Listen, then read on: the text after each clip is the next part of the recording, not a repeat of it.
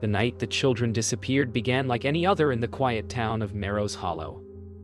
The air hung heavy with the hum of cicadas, and the last school bus rumbled down the lone highway before dusk folded into shadow. But as porch lights flickered on and unease crept through the streets, mothers calling names that never answered back, a single shoe left in the grass by the swings, a dog barking toward the tree line. Detective Eleanor Grant returned to her hometown that night, summoned not by duty, but by the sound of panic that threaded through every phone call. Reporter Michael Raines arrived soon after, camera in hand, chasing the whisper of a story no one wanted told. Beneath the drone of police radios and the soft wail of sirens, something ancient stirred beneath the soil. By morning, Merrow's Hollow no longer felt like home. Patrol cars lined the streets, the hum of their engines blending with whispered prayers from doorsteps. The local diner, once filled with laughter, now served silence and cold coffee. Michael Raines sat in the corner, notebook open, recording every contradiction from the sheriff's statements. Eleanor's voice cracked over the radio. 3 children still missing, no signs of struggle, but tracks led toward the woods. Somewhere between official reports and unspoken truths, fear had settled in as the town's new language. Later that day, Sheriff Hollis briefed the gathered families in the community hall. His voice trembled beneath its practiced calm, promising every resource, every lead. But Eleanor saw the fatigue in his eyes, the look of a man who already feared the outcome. Mrs. Whitmore clutched her rosary tight, lips moving in silent prayer. The hall lights flickered once, and for a heartbeat, every face turned toward the windows as though something had brushed against the glass. Night fell again, heavy and restless. Eleanor parked her car near the forest edge, engine off, listening. The woods were alive with subtle movements, the crack of branches, a far-off whisper that might have been the wind. She replayed the 911 calls. Static, children's voices overlapping, and then one word, repeated through distortion. Below. In the dead of night, Michael trespassed past the police line, camera rolling. He followed the footprints Eleanor had marked, deep into the wet soil, until the trees parted to reveal an old barn. Its doors hung crooked, the hinges whispering in the wind. Inside, only dust and silence, until the faint sound of a child's laughter echoed from below the floorboards. Morning brought no peace. The forest search had yielded nothing but rumors. Whispers spread faster than evidence, parents blaming the sheriff blaming outsiders. Eleanor Grant stood outside the police station, watching volunteers assemble, faces pale with sleepless fear. Michael Raines filmed quietly from across the street, capturing a town unraveling one suspicion at a time. Beneath the surface, the fractures deepened. Behind every locked door, people began to remember things they had once sworn to forget. By midday, the town's rumors took on lives of their own.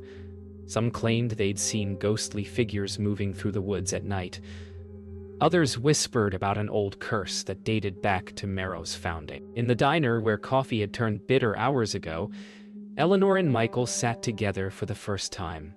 Their words were low, careful, the beginnings of an uneasy alliance. Michael slid across a photo he'd taken, strange markings carved into a tree near the barn. Eleanor traced them with her finger, the pattern forming a spiral that made her stomach turn. The local church filled that evening with families clutching candles and hope. Sheriff Hollis addressed them from the altar, his voice steady but empty. Mrs. Whitmore sat in the front pew, rosary wrapped around trembling hands, eyes closed as though listening to something beyond prayer. As the choir began to sing, the candles flickered in unison.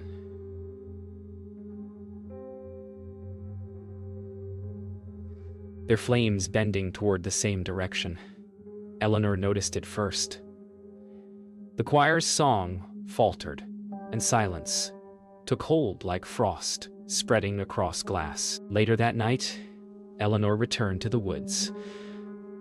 The rain had stopped, leaving only the hiss of wind through dripping leaves. Near the same clearing where Michael had filmed, she found markings cut deep into the trees.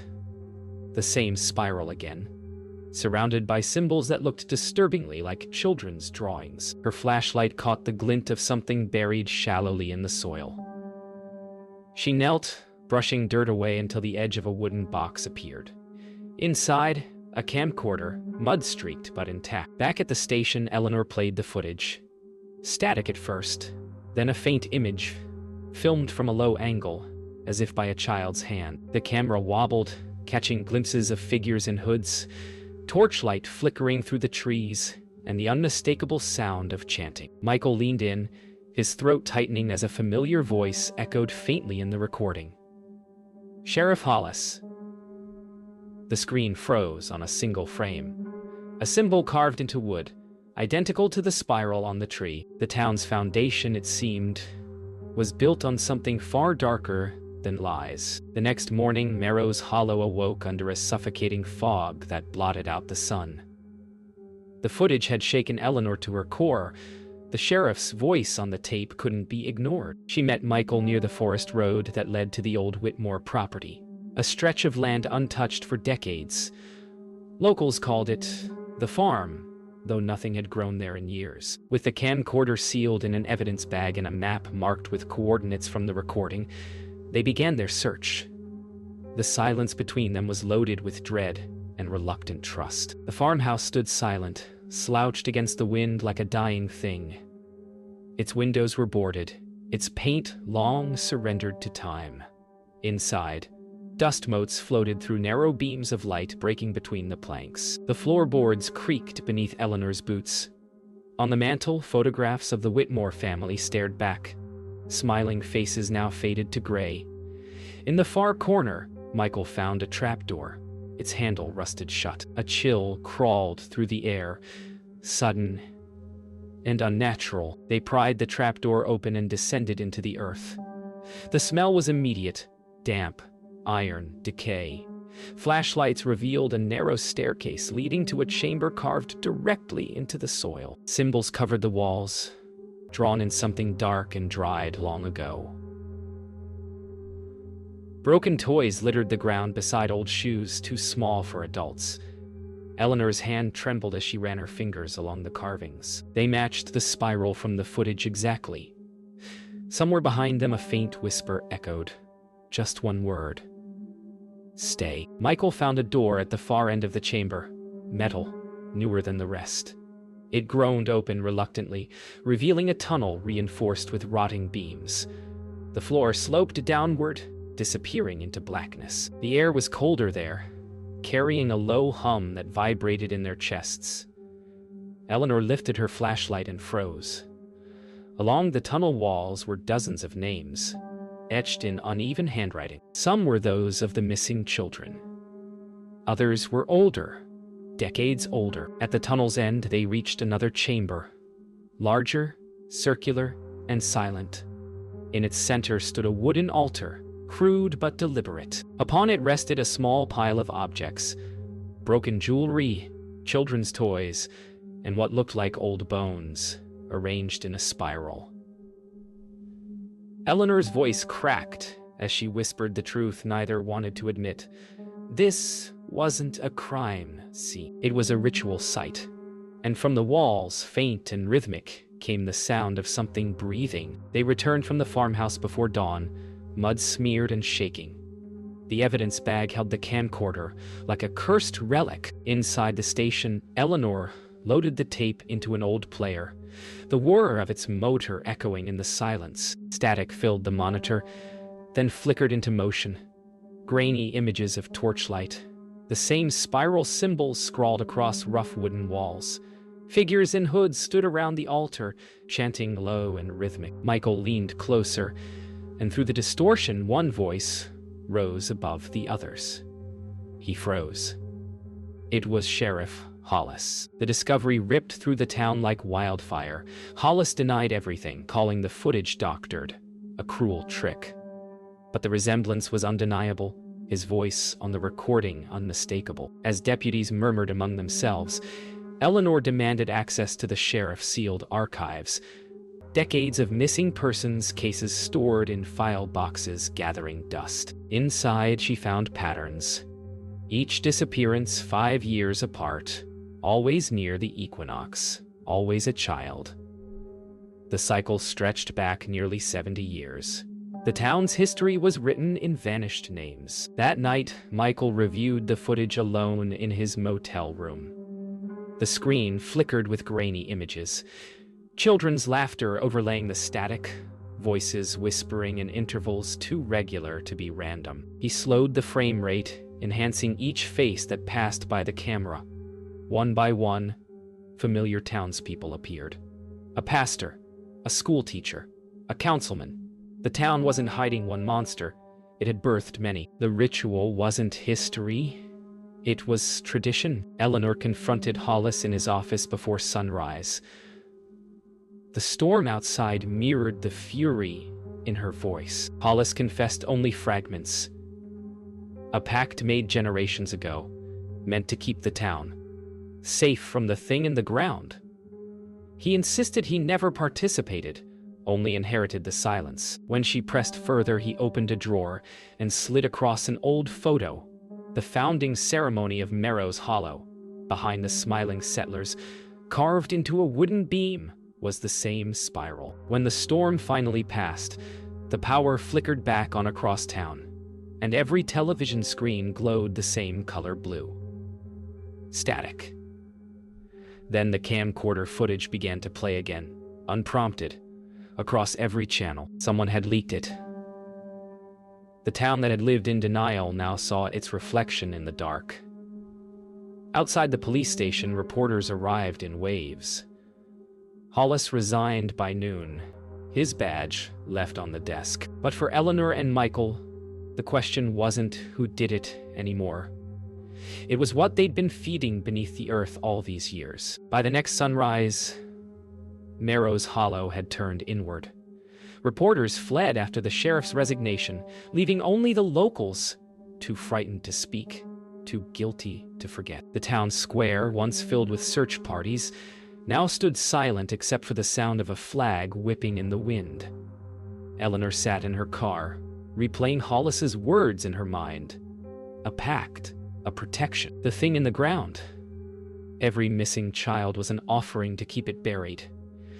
She realized then the evil wasn't hiding, it had been welcome. Michael arrived at Eleanor's apartment unannounced, his camera still recording, his face pale with something close to disbelief. He'd been digging through old land deeds and found that nearly every major property in town, the church, the school, even the police station, sat atop a network of sealed tunnels. They built the town over it, he said. They didn't bury evil. They built around it. Eleanor stared at the map spread across her kitchen table. The spiral wasn't a symbol. It was a layout. Eleanor and Michael confronted Mrs. Whitmore at her farmhouse, the last remaining witness from the original generation. The old woman sat by her window, hands folded in her lap, eyes distant. She confessed through trembling lips that the first pact had been made long before she was born, to silence the whispers that came from the ground after a mine collapsed in 1893. Every generation since had chosen children to keep the quiet.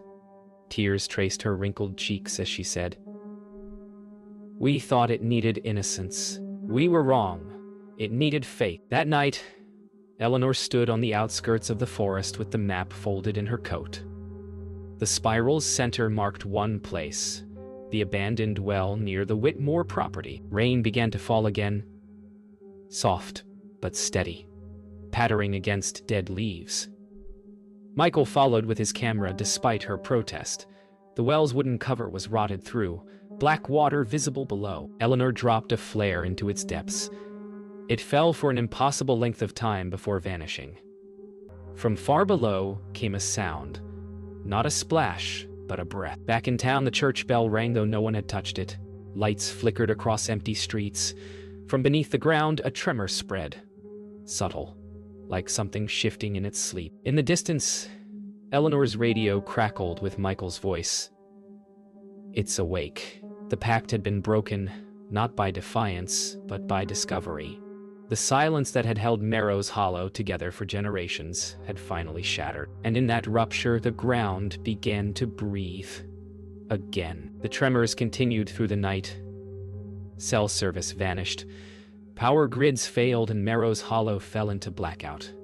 Eleanor and Michael drove back to the farmhouse, the only place left that might hold the full truth. The air reeked of wet soil and ozone, the ground trembling underfoot as if warning them away. Inside, the trapdoor they'd sealed before stood open again. The air rising from below was warm, now humid, and pulsing with a faint, rhythmic thud, like the heartbeat of the earth itself. They descended once more into the underground chamber, but the air had changed. The walls pulsed faintly, the carvings glowing with a dull red shimmer. It was as though the symbols themselves were alive. At the altar, the spiral of bones was gone, swept aside, replaced by something wet and breathing. Eleanor crouched, realizing the soil beneath her hand was moving. It wasn't dirt at all. It was flesh. Michael stepped closer, recording every movement, every sound. The lens caught something shifting within the earth, a massive shape coiling slowly, as though turning in sleep. Eleanor lifted the flare and saw it then. Bones, hundreds of them, forming the outline of something vast and serpentine beneath the surface. "It's not just under the town," she whispered. "The town was built to feed it." Michael's voice cracked, and we just woke it. They fled down a connecting tunnel, chasing air, chasing escape.